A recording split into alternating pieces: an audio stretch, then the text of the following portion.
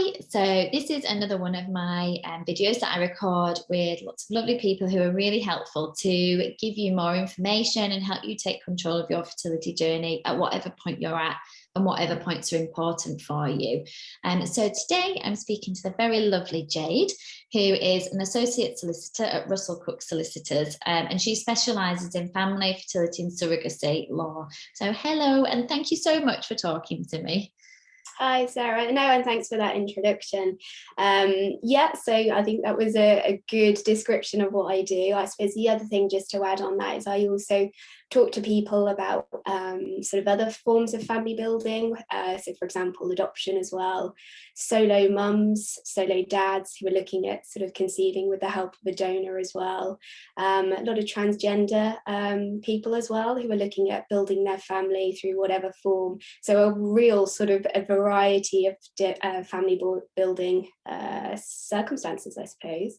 Yeah, and what do you do? How do you help them then? So there's lots of different people there that you work with, which is great, and it's really important because there are extra complexities, I guess, when building your family for certain people, and it's really important that they have that support and that guidance there. So how do you work with people on a day-to-day basis who are looking to build their families? Yeah, I think it's really, I mean, my primary role is to sort of walk them through and help them understand the legal aspects to their plans. And I think really my goal is to make the legal side of things as straightforward and as simple as I can, because I'm, very aware that often clients come to me and they've been through a journey, often a difficult journey, and they may be at, various different stages. They may be at the very early side of things where they haven't quite settled on which sort of family building route is the best for them. They might be sort of deliberating between, should we opt for surrogacy or actually is adoption more for us? So it's really to help them understand the legal aspect to those plans and where appropriate signposting, so those people can talk to other support agencies, counsellors, coaches and so on. So they've really got sort of all of the information that they need to then go on and make the decisions.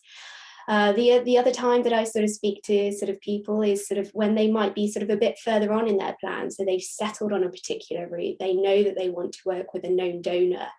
And what they want to understand is where does that leave them legally? And they want to ensure that they're setting things up in the right way.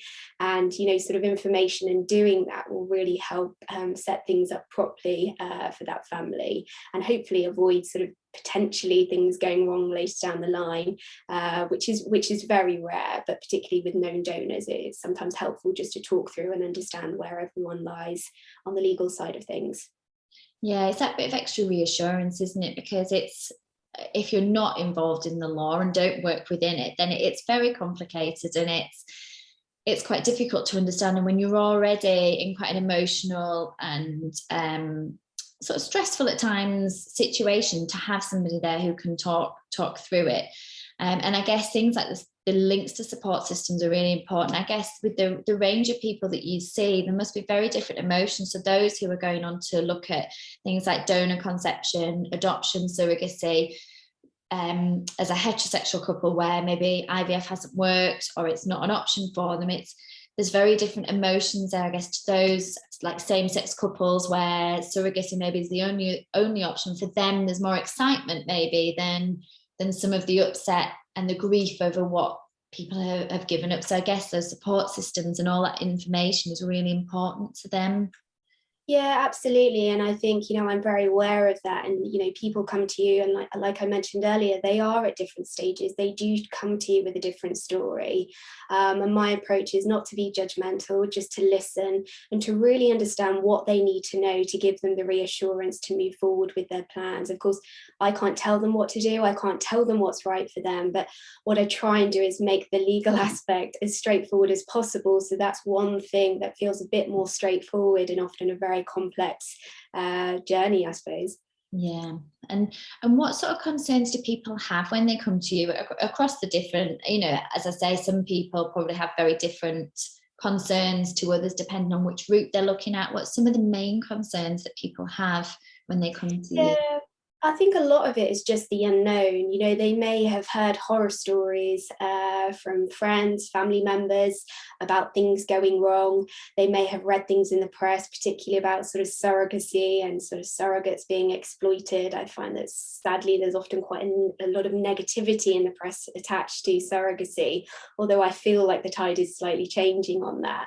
So it's really just to sort of dispel those myths and just to reassure them that sort of what they're planning to do is okay, and just sort of reassure them around the anxieties relating to that.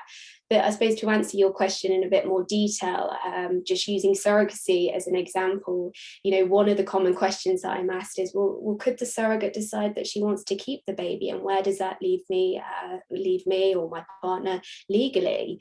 You know, and I think it's just a case of, you know, using my experience speaking to someone who does this work, just reassuring them that the reality is that those sort of situations are incredibly rare, and you know, that is why it's really important just to set things up properly. So I think it's just about reassurance. Education is key, and I think when I often, what I find is when I speak to people and give them that information and that reassurance, I'd like to think that they sort of then walk away and have a bit more confidence, and those concerns and anxieties are relieved slightly. Yeah, I definitely think there will be. I think it's just that thing of the unknown. And I think once you know that certain things are very rare, or what people's legal rights are if they go down it, then they're fully informed to make those decisions. But also the reassurance, I guess, if somebody is looking at using a donor, they've already kind of gone through the emotions of the fact that they're grieving for not being able to use their own eggs or sperm, or embryos, that they've already gone through that. But just understanding that and having that extra reassurance of what's what from a legal point of view, you know, any of those concerns. I don't always think that that's considered, is it? You know, people don't always understand. I think having that reassurance really helps. Yeah, and I think, you know, often the time that people are so emotionally sort of involved in their family building plans, that sometimes the legal aspects gets pushed down, and I completely appreciate that. But I think it's part of the overall package of sort of being informed and having the information, even if you choose, say, not to follow that legal advice or the suggested way forward. That's absolutely, you know, that's fine if that's right for you. But I think just having the knowledge and having the information and having everything on the table, in many ways you could take the view that because you're going through this family building route and plan, you have the opportunity to take advice and take support early, before you do that. Yeah, definitely. And in terms of kind of the advice you give, or any advice that you could give now to the people who are watching, who are looking to build their family in these different ways, is there any advice you could give? Is there anything specific to the different type of, whether you're looking at donor, whether you're looking at surrogacy or adoption, what would your advice be for those people who are maybe starting out their journey and who are unsure about the next steps and what they need to consider? Yeah, I think I was thinking about this question, Sarah, and I think really the big thing is just talk to people and professionals who have been through what you have been through, ideally. Talk to professionals who are experienced, who really understand and ideally can relate to what you are going through, what you are planning, because that first-hand experience is going to be really invaluable for you and give you that right information that you need. So, you know, in relation to surrogacy, there's lots of surrogacy agencies that operate here in the UK. So talk to those agencies, talk to all of them, see who fits right for you and your family. Who do you think is going to work for you? Or if you're not working with an agency, reach out to some support groups, see if you can speak to other people that have sort of been through surrogacy arrangements, because their experiences are going to help educate you. But, you know, what I will always say when I'm speaking to parents who are thinking about surrogacy, also just be careful about sort of speaking to people and relying on the specifics of their journey, because of course each surrogacy arrangement is very different. So I think definitely speaking to people, and I keep coming back to it, but I do think this is important. It's about a network of support. So it's not only legal advice, it's getting coaching, it's getting counselling and so on. So that's really important. I think on the adoption side of things, again, I think it's just about education and preparing yourself, because if adoption is a route for you, there is going to be a process where you, and if relevant, your partner, are going to be assessed. And that assessment process is quite intense, is quite intrusive. So again, I think it's just about having that information before then you decide that, yeah, do you know what? This is what we want to do, and this is how we are going to sort of manage this process between us.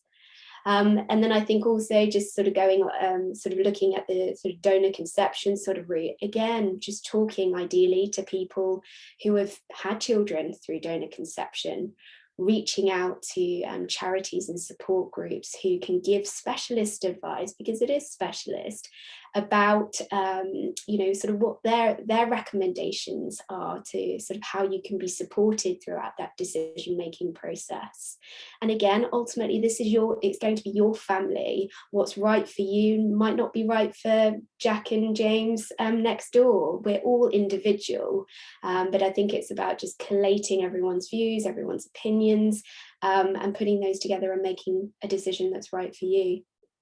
Yeah, no, it's great advice. I think it's sort of like collecting all that information so you're prepared and you're informed for making those decisions. You're basing them on all the information, and like you say, trusted support resources, trusted advice. There's so many around, aren't there now, for different ways of creating parents and of going through IVF, things like that. So there's so many places you can get that support, but it's knowing you've got the trusted resources and speaking to people who've gone through it, because they might be able to just advise of things if they've done all the research, things that helped them, things that they found. But like you said, remembering everybody's situation is different, and from a legal point of view, I imagine that's even more the case, that everybody's situation and personal family situation is different, and you can't rely on what somebody said from a legal point of view.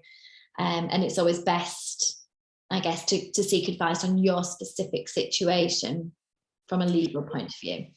Yeah, no, absolutely, because what you're planning to do may differ slightly, or something might be particularly important to you in terms of resolving legalities and sort of setting things up properly that wasn't, for example, important to the person that you spoke to. So I think it is really important to get information, get that advice at an early stage. And like I said, even if you choose not to, for example, put a donor agreement in place with your donor, that's fine, but just educate yourself in knowing sort of the pros and cons of that, and whether actually that might be helpful for you and your donor. I think that's really important. Yeah, I've just sort of had a thought of an additional question. I'm not sure if it's something that you can help with. There's a lot of people who are choosing to go abroad for things like donor, for donor conception, for surrogacy, even adoption. What advice would you give for anybody who is looking abroad from a legal point of view of, I guess there's differences there, is there places they can look at? What advice would you give for anybody who's considering that? Yeah, I think the international aspects to family building does complicate the legalities, sadly. However, it doesn't mean that they're not manageable. It's just a case of, I think it's even more important to speak to a professional before you then settle on your particular destination, whether that's America, Ukraine, Georgia.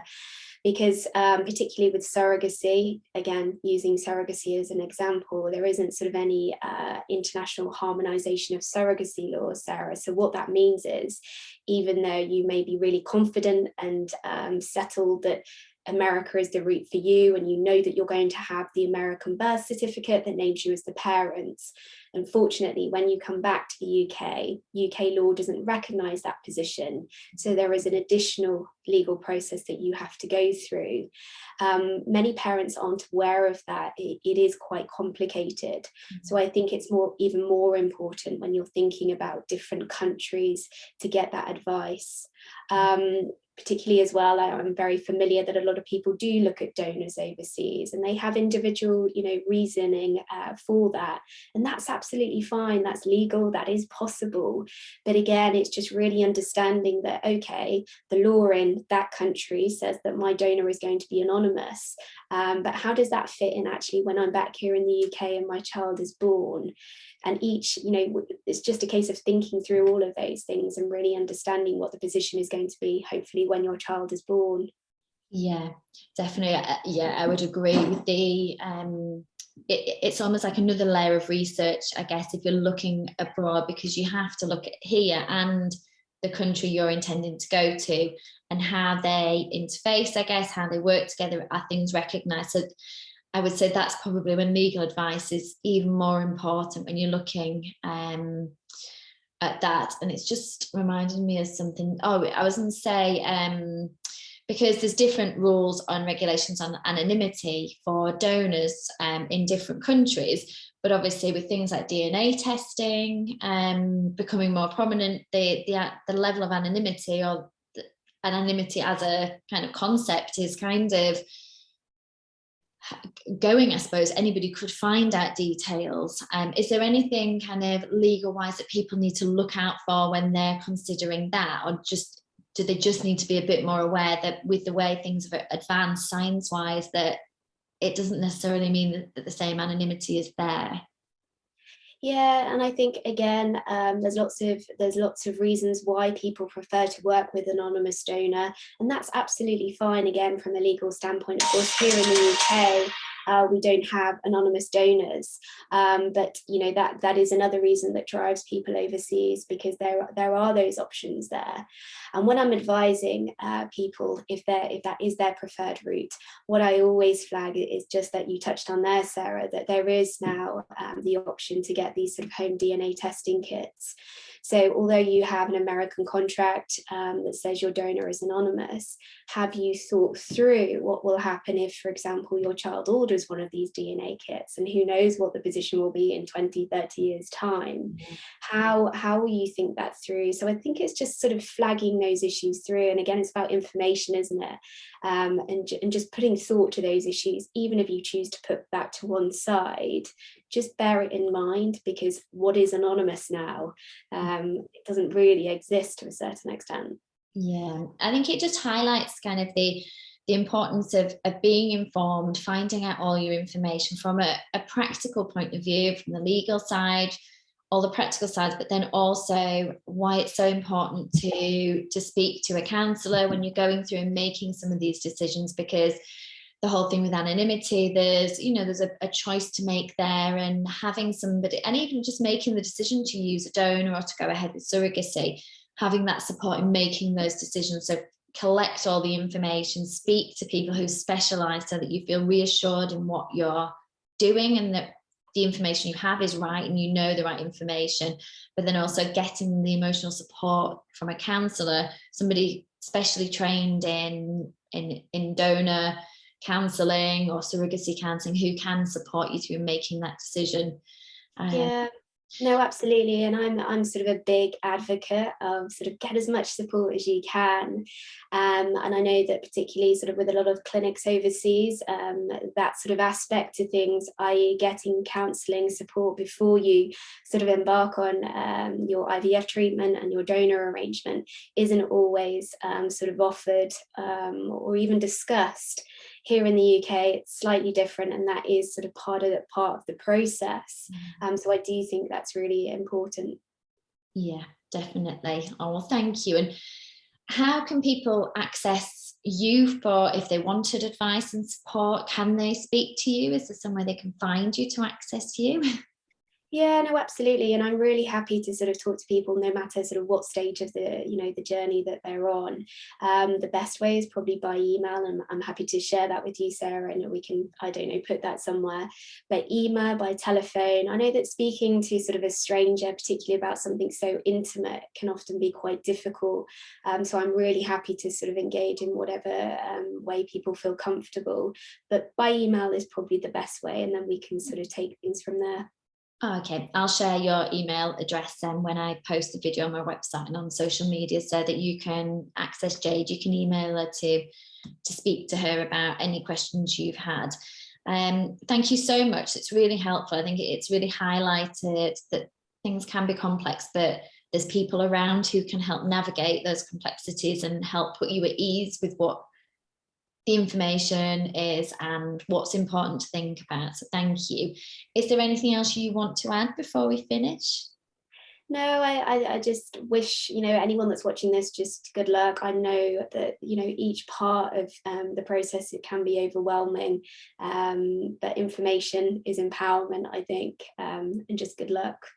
Yeah, oh, thank you so much. And yeah, if anybody has any questions on this for me and want to speak to Jade, I can get the information. Sorry, my doorbell's going. But you can access that. But yeah, inform yourselves as much as you can and get support whilst going through it. But thank you so much for your time. I really appreciate it. You're welcome. Thanks, Sarah. Thank you. Bye.